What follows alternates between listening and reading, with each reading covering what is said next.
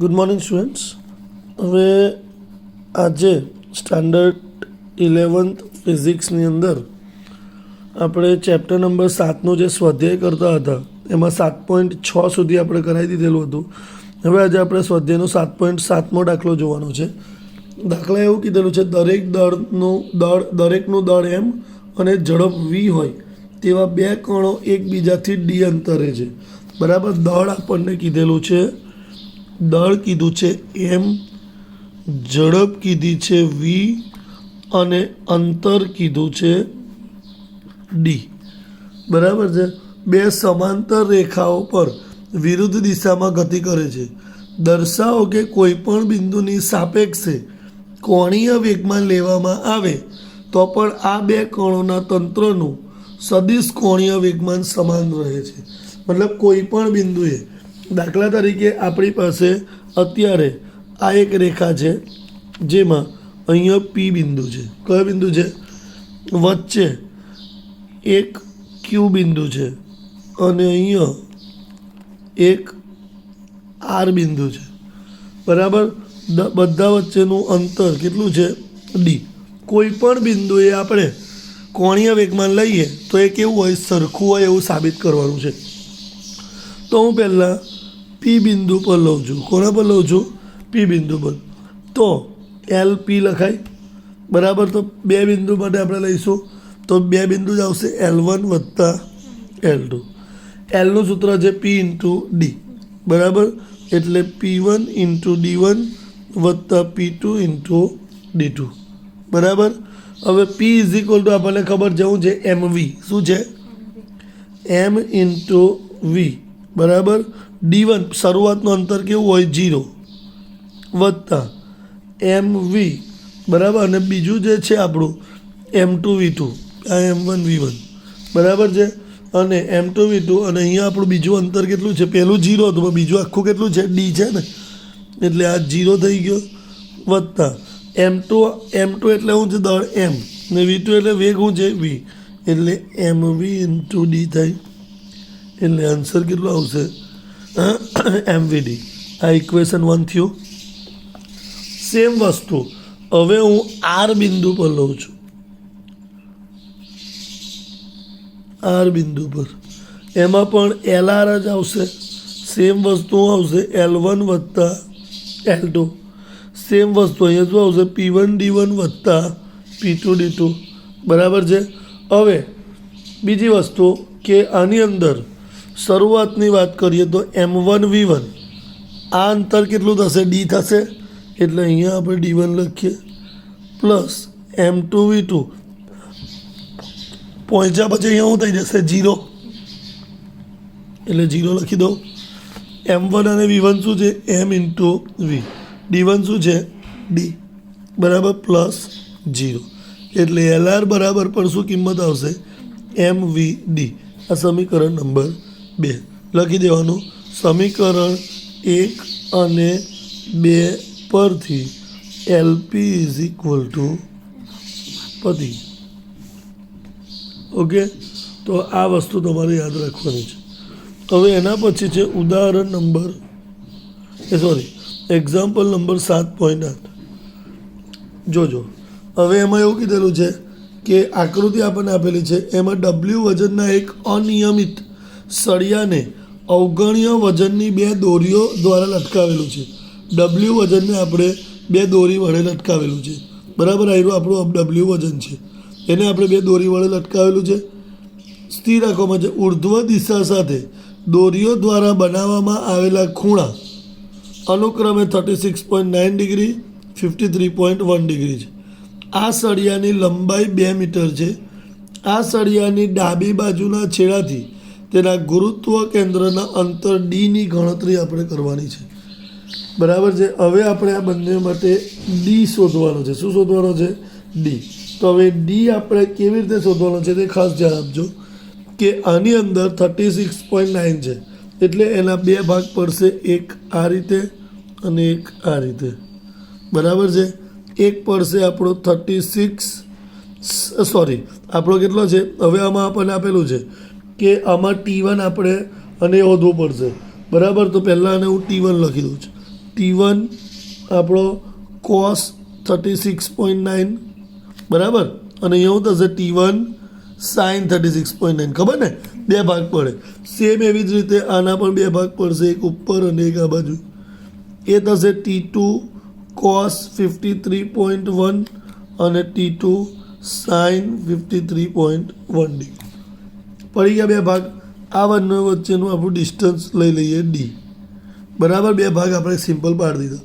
હવે આપણે ધારી લઈએ પહેલાં ઉપર તરફ લાગતા બળ ઇઝ ઇક્વલ ટુ નીચે તરફ, મતલબ પહેલાં બંને ઉપર તરફને સરખાવી દઈએ છીએ.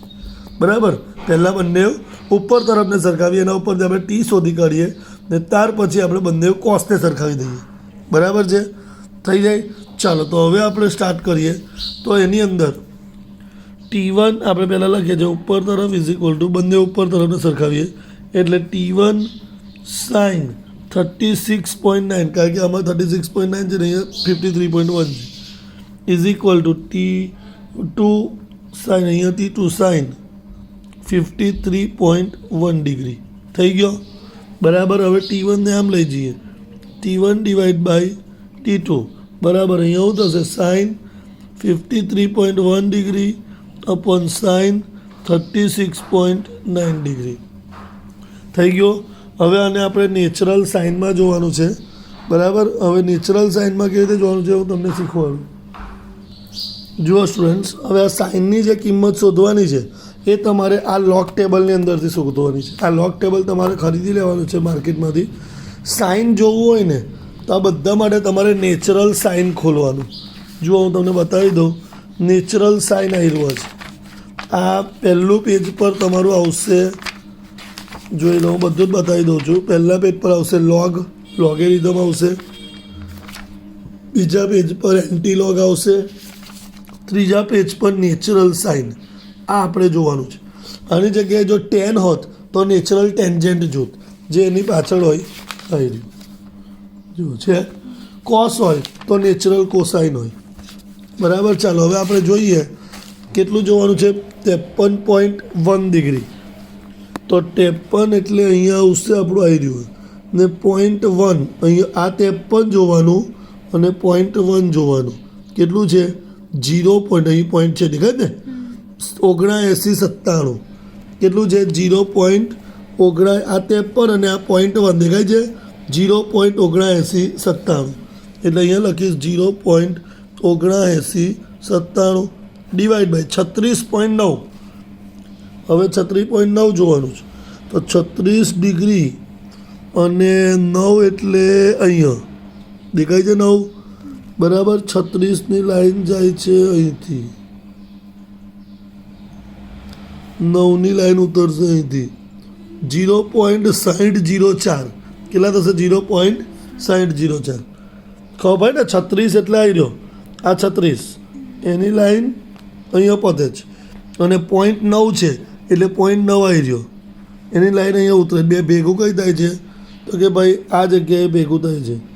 બરાબર છે, જોઈ લો, આ 36ની લાઈન અને આ 0.9ની લાઈન અહીંયા ભેગી થાય છે 0.6004. એટલે 0.6004 લખી દઉં. એટલે આ 97 છે એટલે 0.8 લખી શકું, 79 છે તો. અને આ જે છે 0.6, આ કોનું થઈ ગયું? T1 બાય T2 થઈ ગયો. બરાબર, હવે આને આપણે સોલ્વ કરીએ તો કંઈક આન્સર આપણો આવશે T1 by T2 is equal two 4/3. બરાબર, T1ને કરતાં બનાવો તો 4/3 T2 મળી ગયો. હવે એને આપણે પેલામાં મૂકીએ બીજી બાજુમાં. બરાબર, એમાં આપણે કોસ તરફ જઈશું. તો કોસ તરફ આપણે જઈએ એટલે આ તરફ. બરાબર, આ તરફ ઇઝ ઇક્વલ ટુ આ તરફ. બરાબર, ચાલો તો હવે આપણે લઈએ કે T1 cos 36.9 પહેલાં, પણ ઇન્ટુ આખું ડિસ્ટન્સ આવશે 2 એટલે D આવશે ને. આખું ડિસ્ટન્સ કેટલું આવશે? D, એટલે into D is equal two બીજી તરફ T2 cos 53.1 પણ ઇન્ટુમાં આખું 2 છે પેલું D, એટલે હું લખાશે 2 - D. બરાબર, ચાલો હવે આને આપણે T1ની જગ્યાએ શું લખી શકો?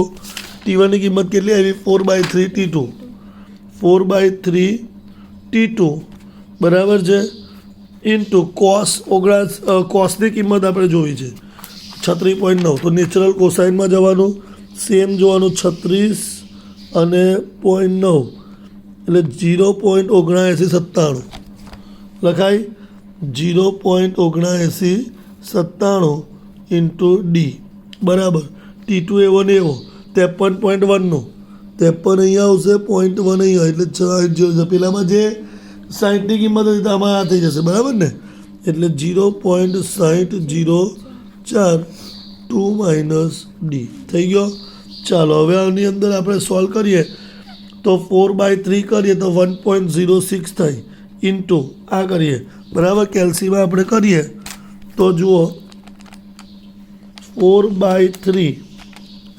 1.33 ઇન્ટુ 0.7997 આન્સર આવે છે 1.06 બરાબર છે એટલે અહીંયા હું લખીશ 1.06 T2 ઇન્ટુ ડી બરાબર હવે આ આને ગુણાશે બરાબર છે આ આને ગુણાશે તો 0.6004 ઇન્ટુ 2 કરીશું બરાબર છે અહીંયા આને આપણે કરીએ તો શું થશે તો 0.6004 મલ્ટીપ્લાય બાય 2 1.20 1.208 1.208 બરાબર છે અને આપણે T2 minus 0.6004 D into T2 થઈ ગયો આટલો બરાબર છે ડી ઇન્ટુ T2 વાળાને આમ લઈ જઈએ એટલે શું થશે 1.06 T2 into D plus 0.6004 T2 into D બરાબર 1.208 T2 થઈ ગયા બરાબર છે હવે આમાંથી T2ની આપણે T2 ઇન્ટુ ડી કોમન કાઢી લઈએ બરાબર છે કે ભાઈ 1.06 પ્લસ 0.6004 T2 ઇન્ટુ ડી બરાબર 1.208 T2 અહીંથી T2 કેન્સલ બરાબર 1.06 વત્તા 0.6004 1.6604 ડી બરાબર 1.208 ડી બરાબર 1.208 ભાગ્યા 1.6604 આન્સર આવશે 0.73 બરાબર છે ડી બરાબર 0.72 મીટર આ આપણો ડી મળી ગયું બરાબર હવે આટલે તમારે યાદ રાખવાનું છે આવડશે તો આ તમારો થઈ ગયો 7.8 બરાબર હવે 7.9 અને 10 બરાબર છે હું તમને એકવાર બતાવી દઉં છું કે 7.9ની અંદર સેમ જ કરવાનું છે કંઈ નવું નથી એક કારનું દળ 1800 kg છે તેની આગળ અને પાછળની એક્સેલ વચ્ચેનું અંતર 1.8 મીટર છે બરાબર છે આગળ અને પાછળની એક્સેલ વચ્ચેનું અંતર કેટલું છે 1.8 મીટર છે તેનું ગુરુત્વ કેન્દ્ર આગળની એક્સેલથી 1.5 મીટર પાછળ છે બરાબર સમતલ જમીન દ્વારા હવે સમજી લો કે દાખલા તરીકે આપણી પાસે 1800 kg એક કાર છે બરાબર આપણે અહીંયા લઈએ છીએ 7.2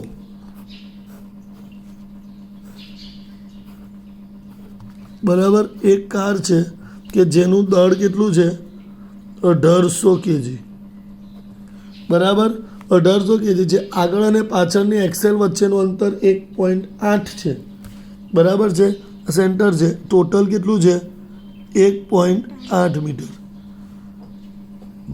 બરાબર આગળની ગુરુત્વ કેન્દ્ર આગળની એક્સેલથી 1.5 મીટર પાછળ છે બરાબર આગળની એક્સેલથી 1.05 કે 1.5 છે 1.05 મીટર બરાબર પાછળ છે તો દરેક પૈંડા અને આગળના દરેક પૈંડા અને પાછળના દરેક પૈંડા પર લાગતું બળ આપણે શોધવાનું છે બરાબર તો હવે ધ્યાનથી જોઈ લો કે આપણને દળ આપેલું છે M1 બરાબર ત્રિજ્યા R1 આપી છે 1.05 M2 ની વાત કરીએ, M2 આપણે M1 એમ ધારી લીધો, M2 જે છે આપણે ટોટલ 1800 આપ્યું છે, તો આપણું એવું થાય ને M1 વત્તા M2 બરાબર 1800, બરાબર. M1 ઇઝ ઇક્વલ ટુ એમ રહેવા દો, તો વત્તા M2 બરાબર 1800 માટે M2 is equal to 1800 minus M થાય ને, મળી ગયો.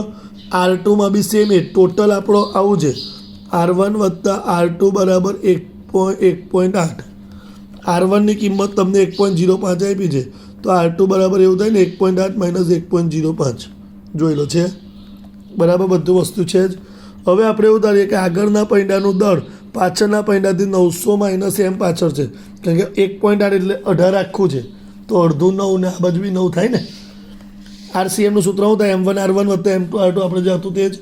RCM શરૂઆતનું અંતર તો આપણે 0 મૂકી દીધું ગુરુત્વ કેન્દ્રનું, M1 મૂકી દીધો, R1 મૂકી દીધો, બધી કિંમતો મૂકી, એના ઉપરથી આપણને શું મળી ગયો? M મળી ગયો. એમ હવે આગળના પૈડા પર લાગતું દળ એટલે બળ એટલે ખબર છે M ઇન્ટુ G આપણે મૂકો. સેમ વસ્તુ પાછળમાં બી આપણે શું છે 900 માઇનસ એમ છે, એટલે એમાંથી આપણે એમ માઇનસ કરી દીધો એમ, એટલે પાછળના પૈડાના લીધે બળ. આ પહેલાં દળ હોધવું પડે ને, આગળના પૈડાનું દળ તો મને આ મળી ગયું હતું, પણ પાછલા પૈડાનું દળ એટલે આપણે એમમાંથી અહીંયાથી ડાયરેક્ટ હોધી કાઢીએ, 900 માઇનસ એમ કીધું જ ને, બરાબર છે. આપણું કેટલું છે?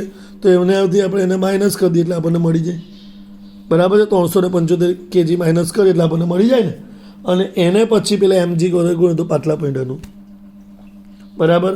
આપણને ખબર છે કે એનું દળ પહેલાંનું કેટલું છે 900 માઇનસ એમ, આનું એમ આપણને મળી ગયું, એમાંથી 900માંથી એને માઇનસ કરું તો મને પાછલા પૈડાનું દળ મળી જાય, જે એમ ઇન્ટુ જી કરી દે, બરાબર છે. એટલે આ એક કરવાનું છે, બરાબર. ત્યાર પછી ઉદાહરણ નંબર 7.10 એક્ઝામ્પલ નંબર 7.10 છે, એ 7.10 સેમ આવો જ છે, બરાબર. મતલબ એ જળત્વની ચાક માત્રા માટે છે કે આપણે સાબિત જ કરવાનું છે, બરાબર. એ આગળ આપણે થિયરીમાં કરી નાખેલું છે, તે જ છે સમાંતર અક્ષનો પ્રમેય અને લંબ અક્ષનો પ્રમેય, બસ એ એક કરવાનું છે, એટલે એ તમારે જાતે કરવાનો છે, બરાબર છે. ત્યાર પછી 11માં તમારે નથી કરવાનો, 12મો દાખલો સેમ જ છે, એમાં ખાલી આપણે શોધવાનું શું છે જોઈ લો. 12મા દાખલામાં એવું કીધેલું છે 20 kg દળનો એક નક્કર નળાકાર અક્ષને અનુલક્ષીને આટલી રેડિયન પર એટલે ઓમેગા આપ્યું છે, આ એનું દળ આપ્યું છે, કોણીય ઝડપથી પરિભ્રમણ કરે છે, આ નળાકાર ત્રિજ્યા 0.25 મીટર છે, આ નળાકારની ચાક ગતિ સાથે સંકળાયેલ ગતિ ઉર્જા કેટલી હશે, બરાબર. ને એનું વેગ કોણીય વેગમાન, ગતિ ઉર્જાનું સૂત્ર કયું હતું? 1/2 I ઓમેગા સ્ક્વેર, અને આ L ઇઝ ઇક્વલ ટુ કયું સૂત્ર હતું? I ઓમેગા વેગમાનનું. પણ આના માટે આપણે I શોધવો પડે. આઈનું સૂત્ર કયું હતું? mr²/2, બરાબર. બધી જ કિંમતો એમ અને આરની આપી છે, સીધી વેલ્યુ મૂકી દઈશું, આન્સર આવી, બરાબર. સેમ પેલામાં આપણે શોધવાનું છે 14મા દાખલામાં, 13મો નથી હમણાં, 14મો દાખલો 3 kg દળ એટલે એમ આપ્યો છે, 40 સેન્ટીમીટર ત્રિજ્યા R આપી છે, એક પોલા નળાકાર ફરતે અવગણ્ય દળનું એક દોરડું વીંટાળેલું છે, બરાબર. એક નળાકાર છે અને એની પ્રત્યે આપણે દોરડું વીંટાળેલું છે, બરાબર છે. જો આ દોરડાને 30 ન્યૂટન બળથી ખેંચવામાં આવે તો નળાકારનો કોણીય પ્રવેગ કેટલો હશે અને રેખીય પ્રવેગ કેટલો હશે? કોણીય પ્રવેગ ને રેખીય પ્રવેગ. કોણીય પ્રવેગ અને રેખીય પ્રવેગ આપણે શોધવો હોય તો પહેલાં તો કોણીય પ્રવેગ આપણે પહેલાં ટોર્ક શોધવું પડે, કારણ કે ટોર્ક ઇઝ ઇક્વલ ટુ સૂત્ર હતું I ઇન્ટુ આલ્ફા, તો આલ્ફા મારે ઇન્ટુ આઈ થાય ને, બરાબર. એટલે એના માટે આપણે ટાઉ શોધ્યું, ટાઉનું સૂત્ર કહ્યું તો RF sin θ, આઈનું સૂત્ર તો આપણને ખબર છે. એમ નળ પેલું આખું એ હતું ખબર ને ટેબલ, એમાં નળાકારનું આ સૂત્ર બનશે, બરાબર છે. આ બધું મળી જાય. હવે પેલા માટે આપણને સૂત્ર ખબર છે એટી પ્રવેગ મળે, AT² વત્તા AR². એટી આપણને ખબર છે R ઇન્ટુ આલ્ફા, પણ AR કેવો થઈ જાય 0, બરાબર. અને કિંમત બેઠી મૂકી દીધી એટલે આપણને આન્સર મળી જશે, બરાબર છે. સેમ વસ્તુ 15 અને 19માં તમારે સેમ જ છે, 20 અને 21 હું મોકલું છું, તમારે ગણી કરવાના.